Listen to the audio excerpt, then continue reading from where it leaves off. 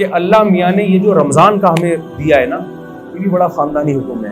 یہ بھی لگتا ہے کہ یہ اللہ ہی کا بنایا ہوا قانون ہے، کسی انسان کا بنایا ہوا قانون نہیں ہو سکتا. ایک دور تک ہم سنتے رہے، میں بچپن میں ڈاکٹروں سے سنا کرتا تھا کہ ہمیں ہر تھوڑی تھوڑی دیر میں کچھ کھانا چاہیے، ایک دم پیٹ بھر کے نہیں کھانا چاہیے. مجھے شروع سے یہ بات میری کھوپڑی میں نہیں آتی تھی، یہ نیچر کے خلاف ہے.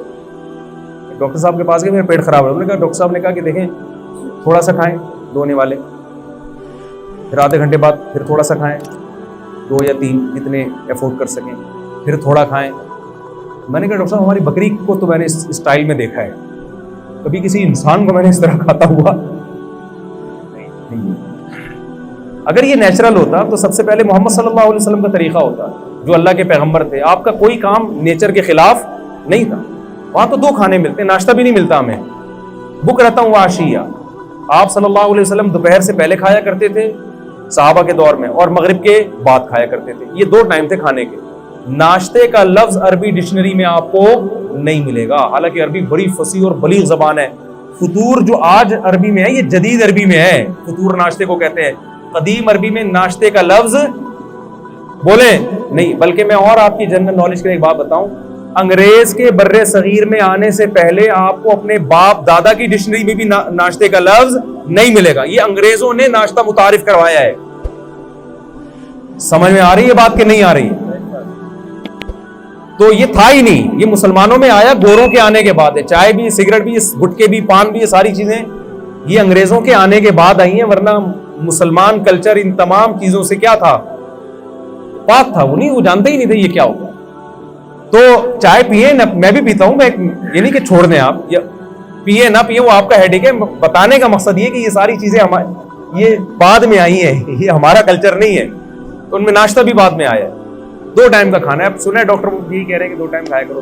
تمیز کا کھانا یہی ہوتا ہے 2 ٹائم. واللہ عالم، کہ ڈاکٹروں کی فیلڈ ہے کہ ڈاکٹر صاحب سے پوچھیں آپ. تو اب آپ کو پتا ہے مسلم فاسٹنگ کے نام پہ بڑی تحریک چل رہی ہے ڈاکٹروں کی طرف سے. 16 گھنٹے کی فاسٹنگ، خاص طور پر جن کے ویٹ زیادہ ہیں. زیادہ تر تو کے ویٹ کیا ہیں؟ زیادہ ہی ہے نا میرا خیال.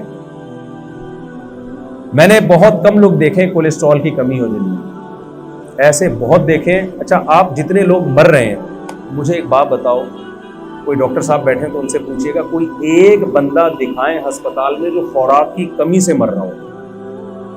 کوئی ہے ایسا بندہ؟ کتنی مہنگائی ہو جائے، کتنی غربت ہو جائے، ڈالر کتنا ہی اوپر چلا جائے، پھر بھی بھوک سے مرنے والوں کا ریشو ہمارے سوسائٹی میں کم ہے، کھا کے مرنے والوں کا ریشو. تو ہمیں جو حکم دیا ہے نا اس میں روحانی قوت بعد میں ہے، ہمارے جسم اور باڈی کا فائدہ پہلے. علماء ایک زبردست بات کہتے ہیں کہ مال کی زکوٰۃ پیسہ ہے، باڈی کی زکوٰۃ کیا ہے؟ بولیں.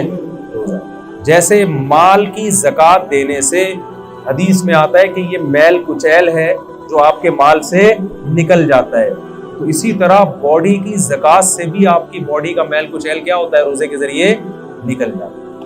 یہ اللہ کی بہت بڑی ہم پر نعمت اور رحمت ہے. اور اس میں یہ تو جسمانی فائدہ ہے، روحانی فائدہ کیا ہے؟ یہ بہت اہم ہے. قرآن کیا کہتا ہے؟ لعلکم تتقون، اے ایمان والو تم پہ روزے فرض کیے گئے تاکہ تمہارے اندر تقوی پیدا ہو. تقوی عربی میں کہتے ہیں بچنے کو. دیکھیں آج کامیابی اسے سمجھا جاتا ہے کہ آپ کی ساری خواہشات پوری ہو جائیں. یہ بہت بڑی بھول ہے. جن لوگوں کی ساری خواہشات پوری ہوتی ہیں وہ ڈپریشن کے مریض بنتے ہیں، اور بالآخر وہ خودکشی کی طرف ان کی طبیعت مائل ہوتی ہے. انسان کی باڈی کو اللہ نے ایسا بنایا ہے کہ ایک خواہش پوری ہوئی وہ 4 خواہشیں پیدا کر کے ختم ہوتی ہے. پھر وہ 4 خواہشیں پوری ہوئی تو ایسا نہیں کہ اطمینان ہو جائے، وہ 4000 خواہشیں پیدا ہو چکی ہوتی ہیں. ما قضى احد منها لبانته ولن انتهى عرب الا الى عربی. شاعر کہتا ہے دنیا میں کسی کی ایک خواہش پیدا ہوتی ہے، ہزاروں انڈے بچے دے کے جاتی ہے وہ خواہش.